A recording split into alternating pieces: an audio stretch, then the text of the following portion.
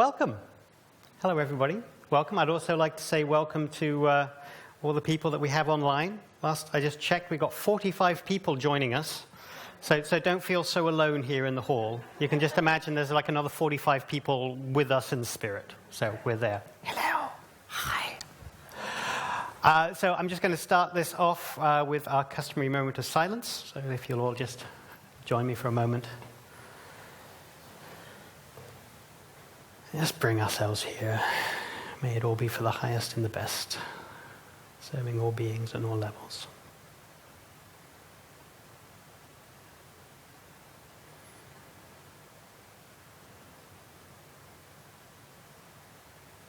Thank you. Okay. Well, hi. Hi. Hi, I'm Michael. Welcome to Findhorn. I have been asked to explain to you all what Findhorn is. I suppose because I was born here, I grew up here, I spent the vast majority of my life here, they thought that I'd be a good person to be able to explain what Findhorn is. They were wrong. No, I'm still trying to work it out. It's yes. But maybe if you all actually join with me tonight, we might be able to work it out together. So are you willing to try? Yeah. Shall we see if we can work this out? Okay. All right. So they asked me to do this a couple of months ago, and I've been racking my brain ever since to try and work out what is Findhorn. I've been asking members who've been here for 50 years, guests who just walked in the door, what is Findhorn? Findhorn is a place. This is true. Findhorn is a place, all right?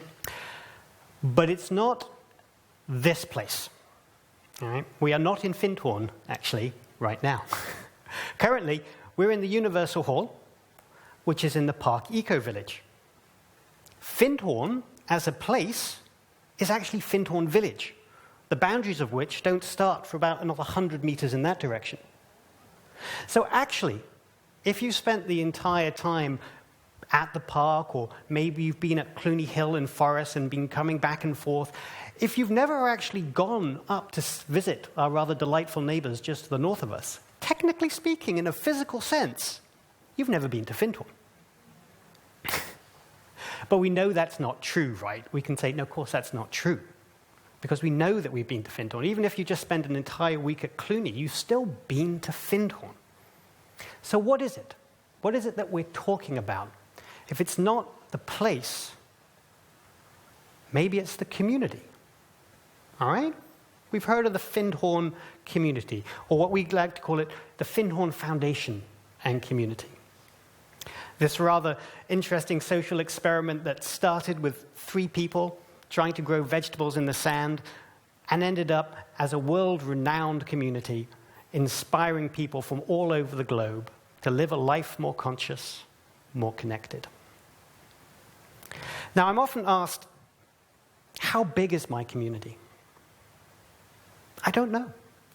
I have no idea how big my community is, because I don't know where I'm meant to draw the line that defines who's in and who's out.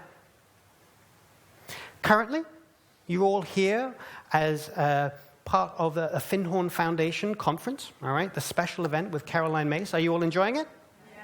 It's fantastic, isn't it? I've been on the cameras, and I get to enjoy it from behind the screen. Not quite as good, but still.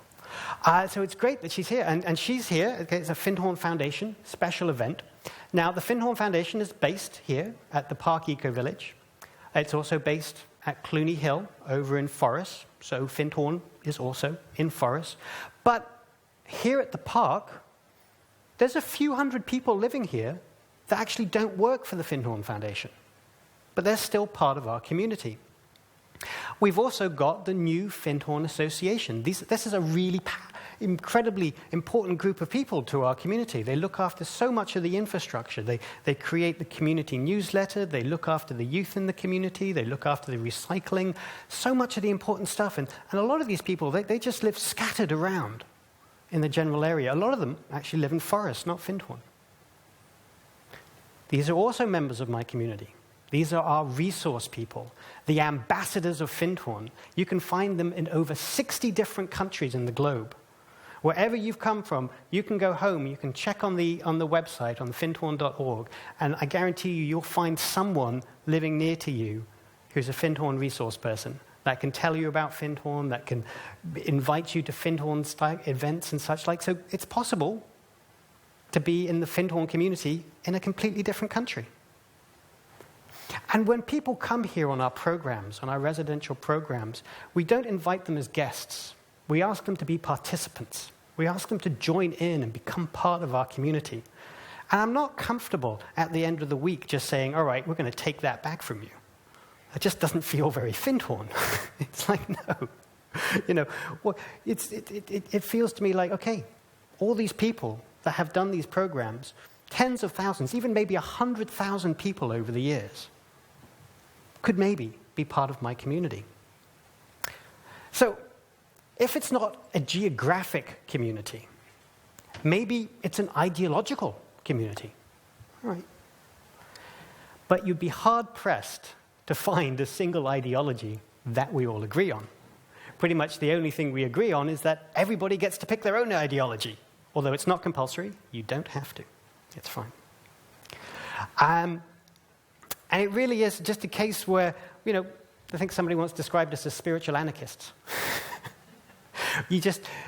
What we really want is for everybody to find their own spiritual path, their own way of being. Some people are here, they're not even into spirituality. That's still fine. You're still in. You're still part of it. So how do we define Findhorn? I was the Findhorn Foundation's communications manager for a couple of years. In the communications department, our role is to come up with the simple, pithy phrases that describes what Findhorn is. We create the website, we do the brochure and the magazine and all that sort of stuff. And so we had to come up with the Findhorn tagline. How do you explain Findhorn in a sentence? And we just racked our brains. We just couldn't do it. We couldn't think. How do you do it? Now, luckily enough, we had a fantastic designer, an award-winning designer with us, working with us at the time. And she came up with the perfect phrase, the best phrase I've ever heard to be able to describe Findhorn. Findhorn, experience it. Because that's what you have to do. you have to experience it. You actually have to be here. You have to just try it out. And it was like, yes, that's it. Experience it. Of course, that's what you've got to do. And I think I realized, thinking about that maybe this is why I've had such a hard time trying to explain what Findhorn is. Very exciting times. Because I don't think Findhorn is a noun. I don't think it's a thing that we can actually describe as a place or as a community. I actually think that Findhorn is an adjective. It's a describing word. It describes a certain way of doing things. It describes a certain way of being. And if you stay here for long enough, you actually see people using the word in that way. They'll be like, oh, let's have a Findhorn hug. Or, oh, well, that wasn't a very Findhorn way of saying things. Or, let's do it Findhorn style. We understand it. We understand what it actually means. And I don't know, you guys have come here. How many people is their first time? Hands up. You got me there? Did you get any sense? Sometimes people get it when they come in the door. Some people get it in Clooney. Some people when they get to the park. Did you feel something? Yeah. That's it. Okay, good. I don't need to explain it. You've got it. There we go. Findhorn. Experience it. And that's it. That's really... And we have a program designed for this very idea called Experience Week. And we invite people, about 1,000 people a year, come and join us and do Experience Week. And for a whole week, you get to be part of the community. You get to actually work with us, live with us, eat with us, and you're part of us. And it seems to work. It seems to work. 97% of the people who've done Experience Week would recommend it, although only 92% enjoyed it. I'm not sure about the 5% that would recommend it but didn't enjoy it. I'm not sure, would it? Maybe. Yes, that's it. It can be efficient. It worked. It worked. They enjoyed the overall experience week. There we go.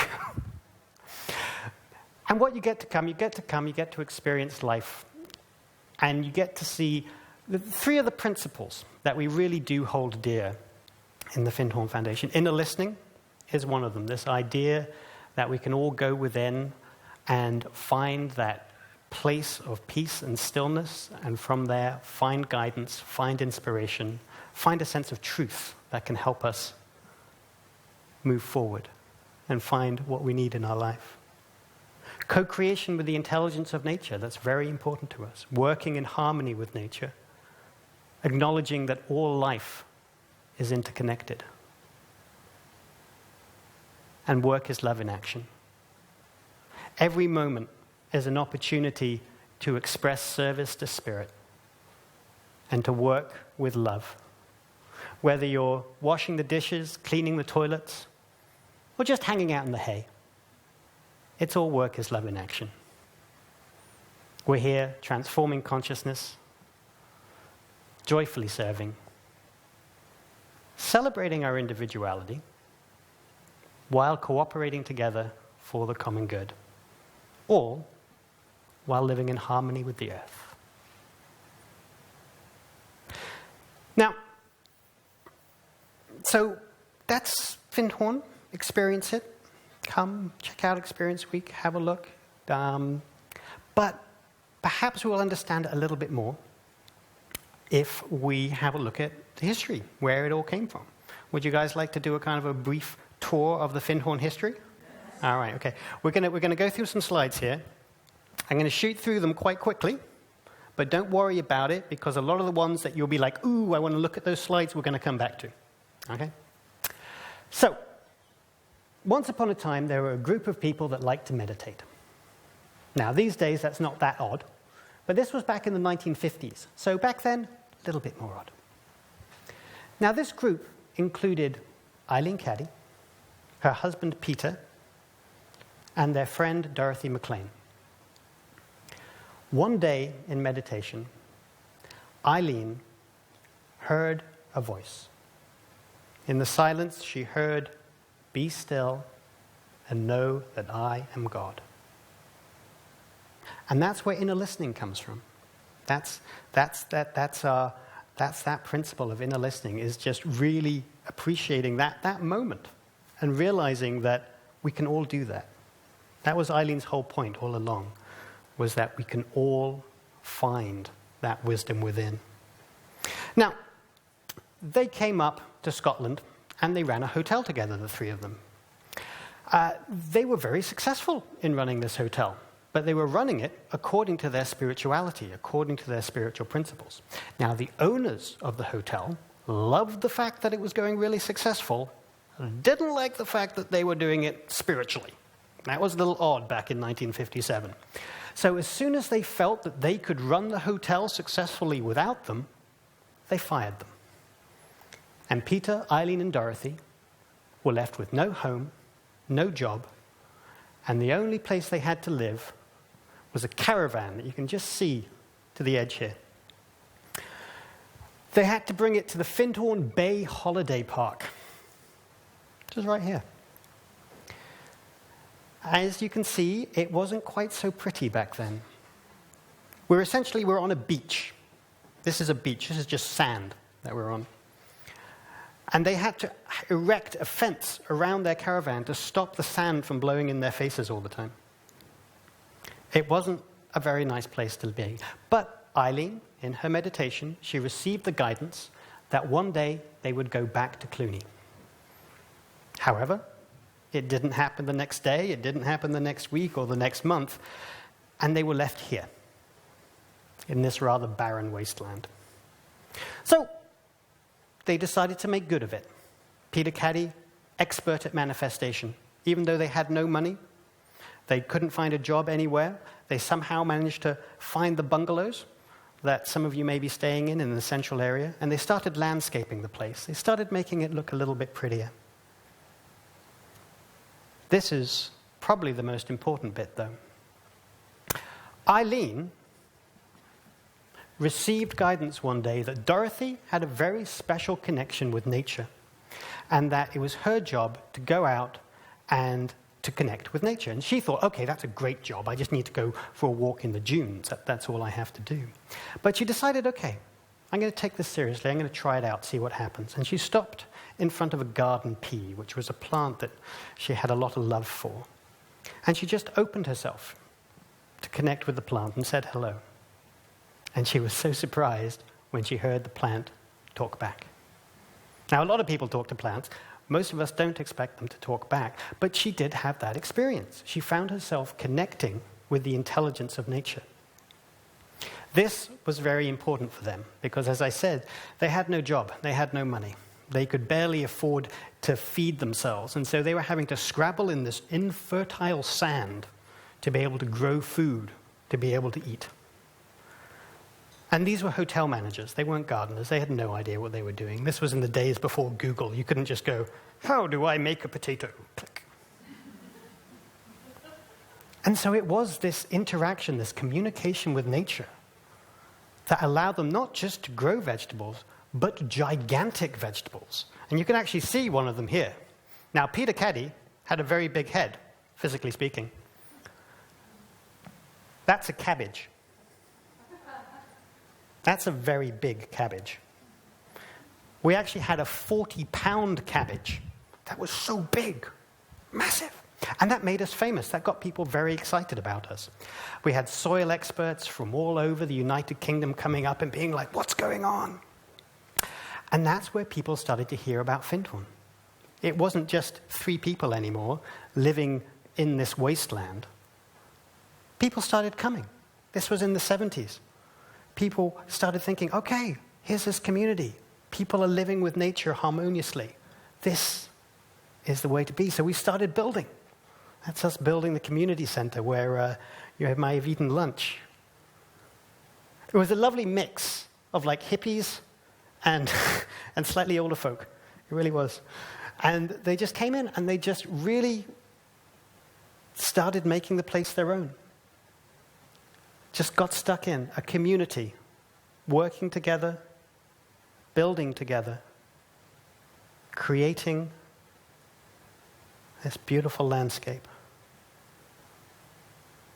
There's the quiet garden in Pine Ridge. Some of you may have seen that. That tree was actually planted the year of my birth. These days it's this great big massive Scottish oak that you can see in the middle of the quiet garden. Back in the 70s, we were also gifted the House of Trey Barn on the Isle of Iona that we use for retreats. So that's also a thing that you can do at Findhorn, is you can go to Iona and have a beautiful time out on the wild west coast of Scotland. It's a lovely place for retreats. We got Cluny Hill back, about 1975. Their guidance was correct. I remember Eileen received that guidance. One day you'll go back to Cluny Hill. Indeed, in 1975, we were offered to buy Cluny Hill for the price of £60,000, which these days is about $750,000. But we're talking about a 150-plus room mansion with like massive grounds for $750,000. It was because after the caddies left, they couldn't run it very well, and the thing just kind of ran into the ground, and 13 years later, it was just not worth it to the owners to actually keep it anymore, and they just had to offload it. And so we took it on and did the work, and because we had that community, many hands make light work, we were able to turn it around and turn it into the beautiful building that it is today. We built the Universal Hall, the building that you're in right now. It took 9 years to build this place. Built almost entirely with community labor. We still enjoyed it before we'd actually finished building it, though. We got Cullen Gardens. That's where we have a lot of our food is grown from. And we were given custodianship of the Isle of Ereid. So that's another thing you can do at Findhorn. You can actually, again, go to the west coast and see what it's like to live a simple, primitive? I don't know if it's primitive. It's a beautiful, lovely life. So, this was Findhorn, late 70s, about 1979. That was me, just hanging out back then. Some other important things that happened in the 70s. David Spangler came That was in about the early 70s. And he was the one that really said, okay, it's great what you guys are demonstrating. Wouldn't it be great if we could educate the world with that? Wouldn't it be great if we could actually tell people about it? And that's why we have so many programs now. That's why we have the workshops. It was really his impulse. Peter Caddy also left. So did Dorothy. And Eileen received the guidance to stop receiving guidance. Now, this was really big.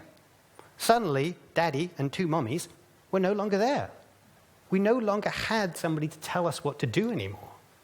We as a community had to grow up. And that was very exciting. We could get creative. We could start building things like the nature sanctuary, whiskey barrel houses. You ever thought about living in a whiskey barrel? It's cool. It smells great as well. We started building the community center extension, and the whole park, you can see, coming more alive, becoming more green.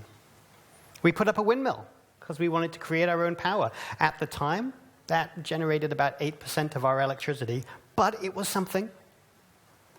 And we started building eco-houses.